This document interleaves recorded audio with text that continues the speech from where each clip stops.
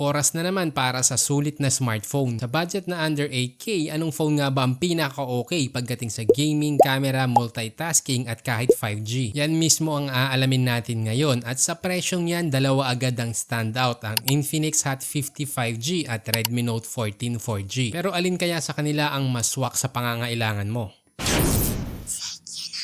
Sa display pa lang makikita na natin na lamang ang Redmi. Kaya kung mahilig kang manood ng Netflix, YouTube or TikTok, mas malaki ang impact ng AMOLED panel ni Redmi. Mas vibrant ang colors, yung pula, asul at itim, buhay na buhay. At dahil Full HD+, sharp ang details kahit maliit ang text o sobrang bright ang video. Si Infinix okay lang kung casual ka lang manood pero kulang sa sharpness at contrast lalo na kung outdoor viewing. So overall performance sa chipset, lamang si Infinix ng 1.5 sa AnTuTu. Hindi man sobrang laki pero dahil may 5G support, mas future-proof siya lalo na kung data user ka. Parehong kaya ang MLC, ODM at PUBG pero may slight advantage si Infinix sa processor clock speed. Again, budget phone to so timplahin mo ang graphics at frame rate. Si Infinix merong 8GB RAM, si Redmi naman may 6GB RAM. Pareho silang may 128GB storage at UFS 2.2. Kaya kung may madalas kang sabay-sabay na apps like Messenger, YouTube at Facebook na naka-background, mas lamang ang Infinix. Actually, may variant pa si Redmi na mas mataas ang RAM pero since may budget tayong 8,000 hanggang dito lang talaga ang kaya sa presyo. Ngayon kung mahilig kang mag-picture sa gabi, indoors o selfie, basta may ilaw ka kakayanin ni Redmi. Dahil mas malaki ang sensor nito at maraming ilaw ang pumapasok kaya magandang gamitin sa low light. Si Infinix okay naman siya pag may natural light pero sa gabi expect mo na ng konting noise o grain. Hindi siya pang content creation, pang casual photos lang. Pagdating sa selfie camera, kung vlogger ka, selfie lovers o mahilig mag-IG story, mas clear at detailed ang kuha ni Redmi. Si Infinix, basic selfie lang, pang video call, okay na. Pero hindi yan ang gagamitin ng content creator. Ito naman ang details nila pagdating sa battery at charging. Kung heavy ka sa panonood, gaming or content creation, si Redmi ang lamang dahil mas matagal ang screen time at mas mabilis din mag-charge. Si Infinix may reverse charging pero mas mabagal ang full charge niya. Pagdating sa extra features, si Redmi naka-AMOLED, Gorilla Glass 5, in-display fingerprint at always on display. Si Infinix naman naka-IPS LCD, side fingerprint at reverse charging. Para sa akin, mas premium ang experience kay Redmi sa touch, sa visual at sa design. Pero kung gusto mo ng simple at lightweight feel, okay din si Infinix. So ngayon, ano dito ang pipiliin mo? Kung camera, display at battery ang hanap mo, piliin mo ang Redmi Note 14 4G, price at 7,999